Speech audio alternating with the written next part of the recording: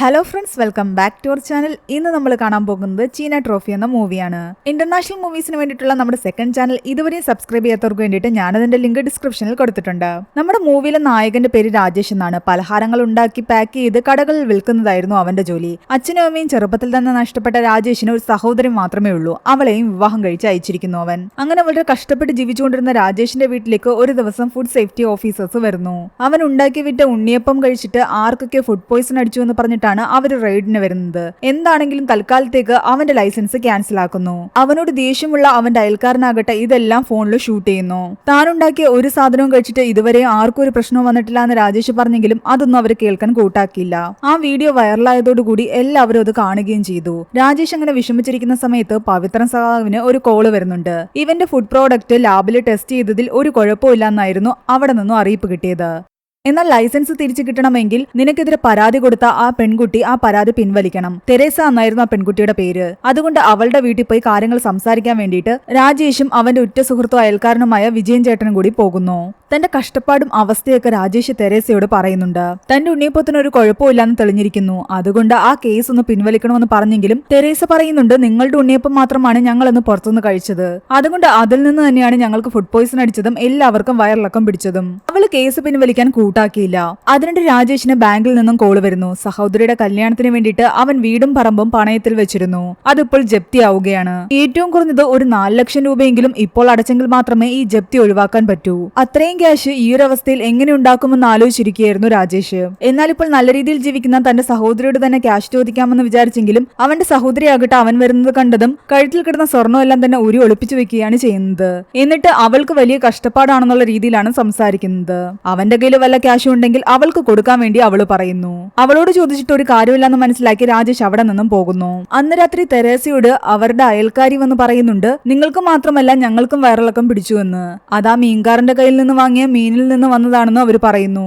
അപ്പോഴാണ് തെരേസയ്ക്ക് മനസ്സിലാകുന്നത് രാജേഷിന്റെ ഉണ്ണിയപ്പം കഴിച്ചിട്ടല്ല ഇവർക്കാർക്കും ഫുഡ് പോയിസൺ അടിച്ചതെന്ന്. അവൾക്ക് അതിൽ ഒരുപാട് വിഷമം തോന്നുന്നു. അന്ന് രാത്രി രാജേഷിനെ അവന്റെ കൊച്ചച്ഛൻ വിളിക്കുന്നുണ്ട്. അവന്റെ കൊച്ചച്ഛൻ ഒറ്റത്തടിയാണ്, വിവാഹമൊന്നും കഴിച്ചിട്ടില്ല. ആള് ചൈനയിലാണ് ജോലി ചെയ്യുന്നത്. അവിടെ അയാൾക്ക് ഒരു ചൈനക്കാരി ഫ്രണ്ട് ഉണ്ടെന്നും അയാൾ പറയുന്നുണ്ട്.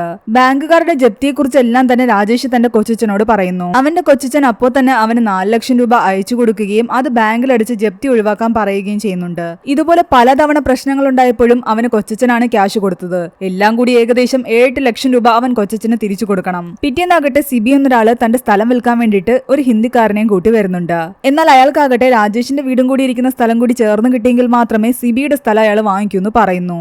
അത് കാരണം സിബി രാജേഷിനോട് വന്ന് ഈ സ്ഥലം വിൽക്കുന്നതിനെ പറ്റി സംസാരിക്കുന്നുണ്ട്. എന്നാൽ എന്തൊക്കെ വന്നാലും ഞാൻ എന്റെ വീടും പറമ്പും വിൽക്കില്ല എന്ന് തന്നെ ഉറച്ചു നിൽക്കുകയായിരുന്നു രാജേഷ്. കുറച്ചു കഴിയുമ്പോൾ പവിത്രൻ സഖാവ് എന്ന് പറയുന്നുണ്ട്, ആ തെരേസ എന്ന് പറയുന്ന പെൺകുട്ടി കേസ് പിൻവലിച്ചു, അതുകൊണ്ട് നീ ഇനി കട തുറന്നോളാൻ. അവൻ വീണ്ടും പലഹാരങ്ങൾ ഉണ്ടാക്കി വിൽക്കാൻ വേണ്ടി കടകളിൽ കൊണ്ടു ചെല്ലുമ്പോൾ ആരും തന്നെ അത് വാങ്ങിക്കുന്നില്ല. മാത്രമല്ല നേരത്തെ ഇരുന്ന സാധനങ്ങളെല്ലാം തിരിച്ചു കൊടുക്കുകയും ചെയ്യുന്നുണ്ട്. ആ വീഡിയോ വൈറലായത് കാരണം ആരും തന്നെ അവന്റെ ഫുഡ് പ്രോഡക്റ്റ് വാങ്ങിക്കാൻ തയ്യാറാവുന്നില്ലായിരുന്നു. ഇനി ആകെയുള്ള വഴി ഇതിന്റെ പേരൊക്കെ മാറ്റിയിട്ട് വേറൊരു പേര് വെച്ച് വിൽക്കുക എന്നതായിരുന്നു. അതിനു വേണ്ടിയിട്ട് പുതിയ പേര് വെച്ച് പുതിയ ലൈസൻസ് ഒക്കെ എടുക്കണം. അതിന് ഒരുപാട് സമയം എടുക്കുമെന്ന് അവന് മനസ്സിലായി. ഇനി അവൻ ആ ബിസിനസ്സും കൊണ്ട് ഇരുന്നിട്ട് കാര്യമില്ലെന്ന് മനസ്സിലാക്കി അവിടെ ഇരുന്ന സാധനങ്ങളെല്ലാം എടുത്ത് കളയുകയായിരുന്നു. ആ സമയത്ത് തെരേസ അവനോട് എല്ലാത്തിനും സോറി പറയാൻ വേണ്ടി വരുന്നു. ഒരാളുടെ അന്നം മുട്ടിച്ച് വഴിയാധാരമാക്കിയപ്പോ സമാധാനമായില്ലേ എന്ന് പറഞ്ഞിട്ട് അവൻ തെരേസയെ ഒരുപാട് വഴക്ക് പറയുന്നു. ഇതിൽ നിന്നും രാജേഷ് പലിശയ്ക്ക് കാശ് വാങ്ങിയിരുന്നു. അവരെല്ലാം തന്നെ കാശിന് വേണ്ടിയിട്ട് അവന്റെ വീട്ടിൽ ദിവസവും കയറി ഇറങ്ങാൻ തുടങ്ങി. അങ്ങനെ ഇരിക്കെ അവന്റെ ഒരു ഫ്രണ്ട് അവനോട് പറയുന്നുണ്ട്, ഒരു കാര്യം ചെയ്യുന്ന നിനക്ക് ഫുഡ് ഡെലിവറിക്ക് പോയിക്കൂടെ എന്ന്. എന്നാൽ രാജേഷിന് ബൈക്ക് ഓടിക്കാൻ അറിയില്ലായിരുന്നു. ഓടിക്കാൻ അറിയാമെങ്കിൽ എന്റെ പഴയ ബൈക്ക് എടുത്തുകൊണ്ട് പോയിക്കൊള്ളാൻ രാജേഷിനോട് അയാൾ പറയുന്നു. അങ്ങനെ രാജേഷ് ഡ്രൈവിംഗ് പഠിക്കാൻ തീരുമാനിക്കുകയാണ്. ഡ്രൈവിംഗ് സ്കൂളിൽ ചെന്നപ്പോഴാകട്ടെ അവിടെ തെരേസയായിരുന്നു ടീച്ചർ. അത് കാരണം അവൻ ആകെ ചമ്മലായിരുന്നു. തന്നോട് ചൂടായതിന് പകരമായിട്ട് തെരേസ അവനെ കൊണ്ട് ആദ്യം വണ്ടി തള്ളിച്ച് പഠിപ്പിക്കുകയാണ് ചെയ്യുന്നത്. ഇതെല്ലാം മനഃപൂർവ്വം അവള് ചെയ്യിപ്പിക്കുന്നതാണെന്ന് രാജേഷിന് മനസ്സിലായി. രാജേഷിനിട്ട് ഞാൻ നല്ല പണി കൊടുത്തു എന്ന് അവള് വന്ന് അവളുടെ അമ്മമ്മയോട് പറയുമ്പോൾ അവളുടെ അമ്മമ്മ അവളെ ഒരുപാട് വഴക്ക് പറയുന്നുണ്ട്. നീയായിട്ടാണ് അയാളുടെ ബിസിനസ് പൊട്ടിച്ചത്, അയാളെ ഇനിയും ദ്രോഹിക്കാൻ പാടില്ല, എന്തെങ്കിലും ഒരു ഹെൽപ്പ് ചെയ്യുകയാണ് വേണ്ടതെന്നും പറയുന്നു. പിറ്റേന്ന് ഡ്രൈവിംഗ് സ്കൂളിലും രാജേഷ് വന്നില്ല. അവന്റെ വീട്ടിൽ ചെന്ന് അന്വേഷിക്കുമ്പോഴാകട്ടെ അവന്റെ അയൽക്കാരി പറയുന്നുണ്ട്, അവനിപ്പോ ബിസിനസ് എല്ലാം പൂട്ടിയ കാരണം അവിടെ വല വലിക്കാൻ പോവുകയാണെന്ന്. ഇത് കേട്ട് സങ്കടം തോന്നിയ തെരേസയും അമ്മമ്മയും അവനോട് വന്ന് സംസാരിക്കുന്നു. തെരേസയെ കൊണ്ട് അവര് രാജേഷിനോട് മാപ്പും പറയിക്കുന്നുണ്ട്. തന്നോടുള്ള ദേഷ്യം കാരണം ഡ്രൈവിംഗിന് വരാതിരിക്കേണ്ട എന്ന് അവള് പറയുന്നു. പിറ്റേന്ന് മുതൽ രാജേഷ് ഡ്രൈവിംഗിന് വരികയും അങ്ങനെ അവൻ ലൈസൻസ് എടുക്കുകയും ചെയ്യുന്നുണ്ട്. അങ്ങനെ കുറെ ദിവസങ്ങൾക്ക് ശേഷം അവനും ഫുഡ് ഡെലിവറി ബോയ് ആയി മാറുന്നു. തനിക്ക് ലൈവായിട്ട് ജിലേബി ഉണ്ടാക്കാൻ പറ്റുമോ എന്ന് രാജേഷിനോട് തെരേസ ചോദിക്കുന്നുണ്ട്. അങ്ങനെയാണെങ്കിൽ കല്യാണ വീടുകളിൽ ബൊഫയിൽ ലൈവായിട്ട് ജിലേബി ഉണ്ടാക്കുന്ന പണി കൂടി അവളുടെ വക അവന് കിട്ടുന്നുണ്ട്. അങ്ങനെ ജീവിതം വലിയ കുഴപ്പങ്ങളൊന്നും ഇല്ലാതെ പോയിക്കൊണ്ടിരിക്കുമ്പോഴാണ് ഇടുത്തി പോലെ അവന്റെ ജീവിതത്തിലേക്ക് ഒരു ചൈനക്കാരി കടന്നു വരുന്നത്.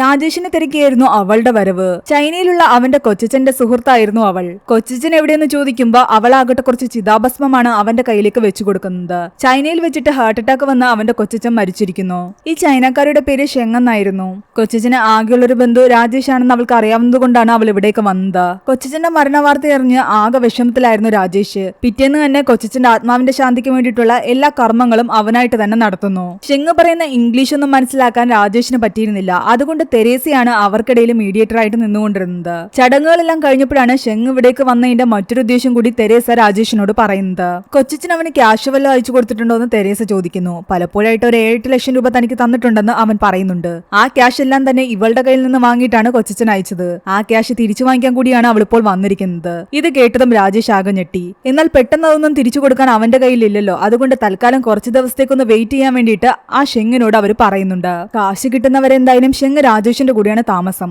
അവൻ പിറ്റേന്ന് രാവിലെ എഴുന്നേറ്റ് നോക്കുമ്പോഴേക്കും ആ വീടെല്ലാം തന്നെ അവള് വൃത്തിയാക്കിയിരുന്നു. അയൽവകത്തുള്ളവരോടും ആ നാട്ടുകാരോടും എല്ലാം തന്നെ ഷെങ് വളരെയധികം കൂട്ടായി. കമ്മ്യൂണിസ്റ്റ് രാജ്യമായ ചൈനയിൽ നിന്ന് വന്ന പെൺകുട്ടിയായതുകൊണ്ട് തന്നെ പവിത്രൻ സഖാവിന് ഷെങ്ങിനെ വളരെയധികം ഇഷ്ടമായിരുന്നു. അവളോട് ചൈനയെ പറ്റിയും അവിടുത്തെ പാർട്ടിയെ പറ്റിയൊക്കെ സംസാരിക്കാൻ അയാൾ ആഗ്രഹിച്ചിരുന്നു. ഷെങ് ആകട്ടെ ഇവിടെ നിന്നും US പോകാനാണ് ആഗ്രഹിച്ചിരുന്നത്. അവിടെ അവൾക്കൊരു ജോലിയും ശരിയായിരുന്നു. അവൾ അതിന്റെ ഇന്റർവ്യൂ എല്ലാം കഴിഞ്ഞിട്ട് തിരിച്ചു വരുന്ന വഴിക്ക് 2 പേര് അവളെ ശല്യം ചെയ്യുന്നു. ദേഷ്യം അവളാകട്ടെ അതിലൊരാൾക്കിട്ട് നല്ല ചവിട്ടും കൊടുത്തിട്ടാണ് ഓടിപ്പോകുന്നത്. എന്നാൽ അവർ ഷെങ്ങിന്റെ പുറകെ കൂടിയിരുന്നു. രാജേഷിന്റെ വീട്ടിലെത്തി അവൾ എവിടെയെന്ന് ചോദിച്ചിട്ട് രാജേഷിനെ അവർ തല്ലാൻ തുടങ്ങി. ആ നിമിഷം ഷെങ് വേറൊന്നും നോക്കാതെ അവരെ എല്ലാവരെയും തന്നെ അടിച്ചു വീഴ്ത്തുന്നു. കുംഫും കരാട്ടയൊക്കെ പഠിച്ചിട്ടുള്ള ഷെങ്ങിന്റെ മുന്നിൽ അവർക്ക് പിടിച്ചു നിൽക്കാൻ പോലും സാധിച്ചില്ല. ഇത് കണ്ട് രാജേഷ് പോലും അന്തം വിട്ട് നിൽക്കുകയായിരുന്നു. ഇതിനിടെ തെരേസയ്ക്കാകട്ടെ വീട്ടിൽ അവളുടെ അമ്മയുടെ വക പ്രഷർ കൂടിക്കൊണ്ടിരിക്കുകയാണ്.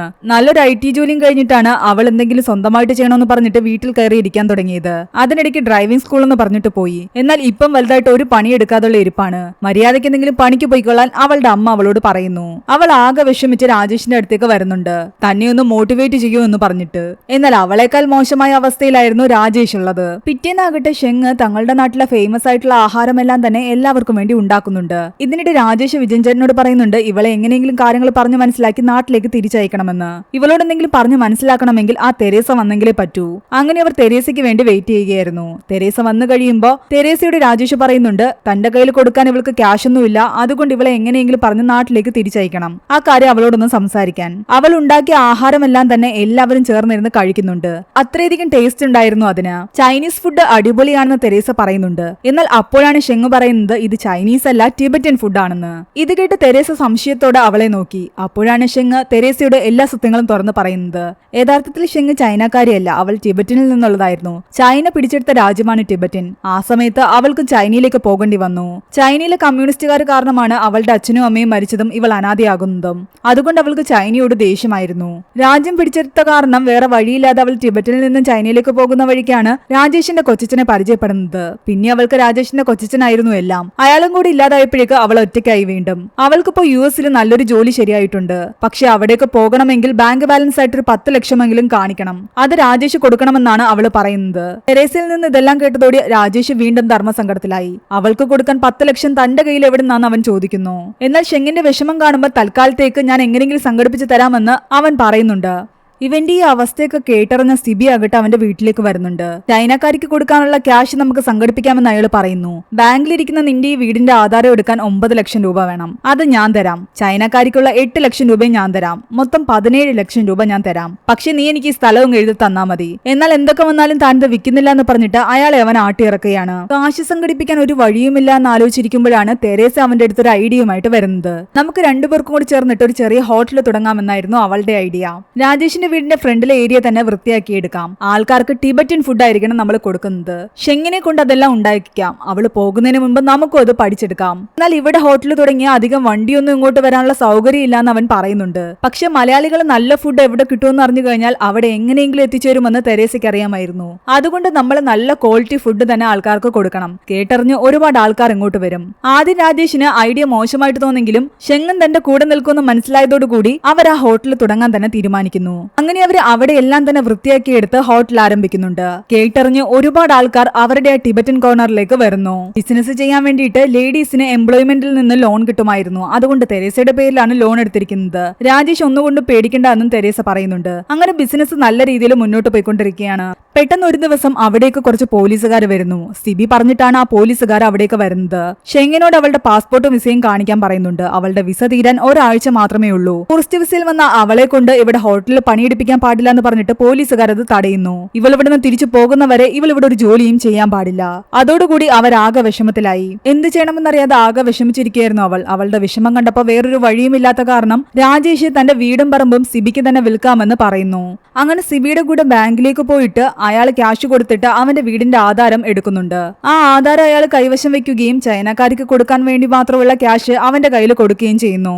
വീട് പോയ സ്ഥിതിക്ക് ഇനി അവന്റെ വാടക വീട് നോക്കണമായിരുന്നു. ഇതൊന്നും തന്നെ ആരും അറിഞ്ഞിട്ടുണ്ടായിരുന്നില്ല. അവൻ നേരെ പോയി ഷെങ്ങിന്റെ കയ്യിൽ ആ ക്യാഷ് കൊടുക്കുന്നു. എങ്ങനെ സംഘടിപ്പിച്ചു എന്നൊന്നും അവൻ പറഞ്ഞില്ല. അത് കിട്ടിയപ്പോൾ അവൾക്ക് ഒരുപാട് സന്തോഷമായി. അവൾ തെരേസയോട് പറയുന്നുണ്ട് നമുക്കൊരു സ്ഥലം വരെ പോകണമെന്ന്. എന്നാൽ അപ്പോഴാണ് വിജയൻ ചേട്ടൻ വന്നിട്ട് കാര്യങ്ങൾ അറിഞ്ഞിട്ട് അവനോട് വഴക്കുണ്ടാക്കുന്നത്. ഞങ്ങളോടൊരു വാക്കുപോലും പറയാതെ ആകെ ഉണ്ടായിരുന്ന ഈ വീടും കൂടെ കൊടുത്തു കഴിഞ്ഞാൽ നീ എങ്ങോട്ട് പോകുമെന്ന് ചോദിച്ചിട്ട് അയാൾ അവനെ വഴക്ക് പറയുന്നുണ്ട്. എന്നാൽ താൻ ഒറ്റത്തടിയല്ലേ, എവിടെയെങ്കിലും കിടക്കാമെന്ന് അവൻ പറയുന്നു. അവൾക്ക് ആ ക്യാഷ് കൊണ്ട് ഈ നാട്ടിൽ നിന്ന് രക്ഷപ്പെടാൻ പറ്റുമെങ്കിൽ അവളെങ്കിലും രക്ഷപ്പെട്ടോട്ടെ എന്ന് രാജേഷ് പറയുന്നു. അങ്ങനെ കുറച്ചു കഴിയുമ്പോൾ തെരേസയും കൂട്ടി ഷെങ് താൻ വിസയ്ക്ക് അപ്ലൈ ചെയ്ത സ്ഥലത്തേക്ക് പോകുന്നു. അവിടെ ചെല്ലുമ്പോഴാണ് അവൾ അറിയുന്നത് അവളുടെ US വിസ റിജക്ട് ആയി എന്ന്. ചൈനീസ് കമ്മ്യൂണിസ്റ്റുകളെ US ഇപ്പോൾ അധികം എടുക്കുന്നില്ല. എന്നാൽ താൻ ചൈനക്കാരിയല്ല എന്ന് അവൾ എടുത്തെടുത്ത് പറയുന്നു. പക്ഷെ അവളുടെ പാസ്പോർട്ട് ചൈനീസ് പാസ്പോർട്ട് ആയിരുന്നു. അതുകൊണ്ടാണ് അവളുടെ വിസ റിജക്ട് ആയിരിക്കുന്നത്. താൻ ടിബറ്റിനാണെന്ന് അവൾ വീണ്ടും വീണ്ടും പറയാൻ തുടങ്ങി. പക്ഷെ അത് അവൾക്ക് സ്ഥാപിക്കാനുള്ള തെളിവുകളൊന്നും അവളുടെ കയ്യിലില്ല. അവൾക്ക് ചൈനയോട് വളരെയധികം വെറുപ്പ് തോന്നിയിരുന്നു. ചുവന്ന കൊടി കാണുമ്പോൾ പോലും അവൾക്ക് ദേഷ്യം വരാൻ തുടങ്ങിയിരുന്നു. രാജേഷ് സ്ഥലം വിട്ടുതറിഞ്ഞിട്ട് അവനോട് എപ്പോഴും വഴക്കുണ്ടാക്കിക്കൊണ്ടിരുന്ന അയൽക്കാരനും ആകെ വിഷമമായി. അവരുടെ സ്ഥലവും സിബി തന്നെ വാങ്ങിച്ചിരുന്നു. അതുകൊണ്ട് എല്ലാവരും ഈ സ്ഥലം വിട്ടു പോവുകയാണ്. രാജേഷ് തനിക്ക് വേണ്ടി വീടും പറമ്പും വിറ്റ കാര്യം ഷെങ് അറിയുന്നുണ്ട്. അവൾ ആ ക്യാഷ് അവന്റെ കയ്യിൽ തന്നെ തിരിച്ചു കൊടുക്കുന്നു. ഇതുകൊണ്ട് തനിക്കിനി ഒരു ഉപയോഗവും ഇല്ലാന്ന് പറയുന്നു. തനിക്ക് വേണ്ടി ഇതൊന്നും ചെയ്യേണ്ട കാര്യമില്ലായിരുന്നു. അതുകൊണ്ട് ഈ ക്യാഷ് കൊണ്ടുപോയി തിരിച്ചു കൊടുത്തിട്ട് ഈ വീട് തിരിച്ചു വാങ്ങാൻ തന്നെയാണ് അവൾ പറയുന്നത്. അവൻ സിബിയുടെ കയ്യിൽ ക്യാഷ് കൊണ്ട് കൊടുത്തിട്ട് ആധാരം തിരിച്ചു തരുമോ എന്ന് ചോദിക്കുന്നു. ആ ആധാരം ഞാൻ ബാങ്കിൽ വീണ്ടും വെച്ചിട്ട് നിങ്ങളുടെ ബാക്കി കാശ് കൂടി തിരിച്ചു തന്നോളാന്ന് പറയുന്നുണ്ട്. എന്നാൽ അയാൾ അത് സമ്മതിക്കാതെ അവരെ അവിടെ നിന്ന് ഇറക്കി വിടുകയാണ് ചെയ്യുന്നത്. ഷെങ് ആകെ വിഷമിച്ചിരിക്കുകയായിരുന്നു. ആ സമയത്താണ് പവിത്രൻ സഖാവിന്റെ ഒരു ജാഥ അതുവഴി പോകുന്നത്. അവൾ ആ കൊടി മാത്രമാണ് കാണുന്നത്. ദേഷ്യം വന്ന് അവളാകട്ടെ ഒരു കല്ലെടുത്ത് ആ കൊടിക്ക് നേരെ എറിയുന്നു. എന്നാൽ അത് പോയി വീഴുന്നത് പവിത്രൻ സഖാവിന്റെ നെറ്റിയിലായിരുന്നു. അയാളുടെ നെറ്റി പൊട്ടി ചോര വരാൻ തുടങ്ങിയതോടുകൂടി ബാക്കിയുള്ള പാർട്ടിക്കാര് ഷെങ്ങിനെ ഓടിക്കാൻ തുടങ്ങി. അവൾ പേടിച്ച് ഒരു പറമ്പിലൂടെ കയറി ഓടുന്നു. വീട് തിരിച്ചു കിട്ടാത്ത കാരണം വിഷമത്തോടെ വീട്ടിലേക്ക് തിരിച്ചു വീഴുമ്പോഴാണ് രാജേഷിന്റെ പെങ്ങള് രാജി അവിടെ വന്നിരിക്കുന്നത്. തന്റെ ഹസ്ബൻഡ് ഒരു കേസിൽപ്പെട്ട് ഗൾഫിലെ ജയിലിലാണെന്നും അയാളെ പുറത്തിറക്കാൻ എത്രയും പെട്ടെന്ന് കുറച്ച് ക്യാഷ് വേണമെന്ന് അവൾ പറയുന്നുണ്ട്. അവളുടെ അഭിനയം കണ്ടപ്പോഴേ അവൾ പറയുന്നത് കള്ളമാണെന്ന് അവർക്കൊക്കെ മനസ്സിലായി. എന്നാൽ പോലും അവളുടെ ആ വിഷമമൊക്കെ കണ്ടപ്പോൾ വേറൊന്നും ചിന്തിക്കാതെ രാജേഷ് അവന്റെ കയ്യിലുണ്ടായിരുന്ന ആ ക്യാഷ് എല്ലാം എടുത്ത് അവൾക്ക് കൊടുക്കുന്നു. ക്യാഷ് കിട്ടിയതും അവൾ അതും കൊണ്ട് അവിടെ നിന്ന് മുങ്ങുന്നു. ആ സമയത്താണ് അവർ അറിയുന്നത് ഷെങ് കാട്ടിക്കൂട്ടിയ കാര്യങ്ങളെല്ലാം തന്നെ. അവർ ഷെങ്ങിനെ അന്വേഷിച്ച പറമ്പിലൂടെ നടക്കുന്നുണ്ട്. അവള് പാർട്ടിക്കാരെ പേടിച്ച് ഒരിടത്ത് ഒളിച്ചിരിക്കുകയായിരുന്നു. താൻ പവിത്രൻ സഖാവിനെ അല്ല എറിഞ്ഞതെന്നും കൊടിക്കിട്ടാണ് എറിഞ്ഞതെന്നും അവൾ പറയുന്നുണ്ട്. എനിക്ക് പവിത്രൻ ചേട്ടനെ ഒരുപാട് ഇഷ്ടമാണെന്നും അവൾ പറയുന്നു. പാർട്ടിക്കാരാകിട്ട് ഷെങ്ങിനെ എങ്ങനെയെങ്കിലും പിടികൂടണമെന്ന് പറഞ്ഞ് നടക്കുകയായിരുന്നു. അവരെയും കൂട്ടി തെരേസ അവളുടെ വീട്ടിലേക്ക് പോകുന്നു. പോലീസുകാർ അവിടെയും വന്നിരുന്നു. എന്നാൽ അവളുടെ അമ്മമ്മ പഴയ പാർട്ടി പ്രവർത്തകയായതുകൊണ്ട് തന്നെ വാറന്റ് ഇല്ലാതെ അകത്തേക്ക് കയറാൻ പറ്റില്ല എന്ന് പറഞ്ഞിട്ട് പോലീസുകാരെ അവിടെ നിന്നും വിരട്ടി ഓടിക്കുകയാണ്.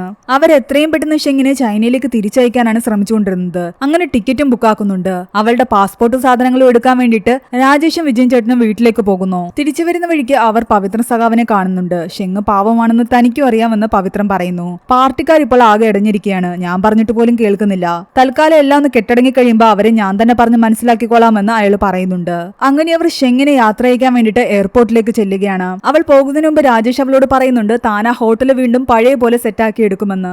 അപ്പോഴേക്ക് നീ തിരിച്ചു വരണമെന്നും പറയുന്നുണ്ട്. ഉറപ്പായിട്ടും താൻ തിരിച്ചു വരുമെന്ന് പറഞ്ഞിട്ടാണ് ഷെങ് അവിടെ നിന്നും പോകുന്നത്. അങ്ങനെ പിന്നീട് കാണിക്കുന്നത് കുറെ നാളുകൾക്ക് ശേഷം അവൻ ആ ഹോട്ടൽ വീണ്ടും വിപുലമാക്കുകയും ഷെങ് അവിടേക്ക് തിരിച്ചു വന്നിട്ട് ആ ഹോട്ടലിന്റെ കാര്യങ്ങൾ നോക്കുകയും ചെയ്യുന്നതാണ്. പാർട്ടിക്കാർ ഇടപെട്ട് സിബിയുടെ കയ്യിൽ നിന്നും രാജേഷിന്റെ വീടിന്റെ ആധാരം തിരിച്ചു വാങ്ങിക്കൊടുത്തിരുന്നു. അവന് കൊടുക്കാനുള്ള ക്യാഷ് കുറേശ്ശെയായിട്ട് തിരിച്ചു കൊടുത്താൽ മതിയെന്നും പറയുന്നുണ്ട്. അങ്ങനെ രാജേഷിന്റെ ജീവിതം വലിയ കുഴപ്പങ്ങളൊന്നുമില്ലാതെ മുന്നോട്ട് പോകുന്നിടത്ത് ഈ ഒരു മൂവി അവസാനിക്കുകയാണ്. ഈ മൂവിയുടെ സ്റ്റോറി എങ്ങനെയുണ്ടായിരുന്നു എന്ന് നിങ്ങൾ താഴെ കമന്റ് ചെയ്യുക.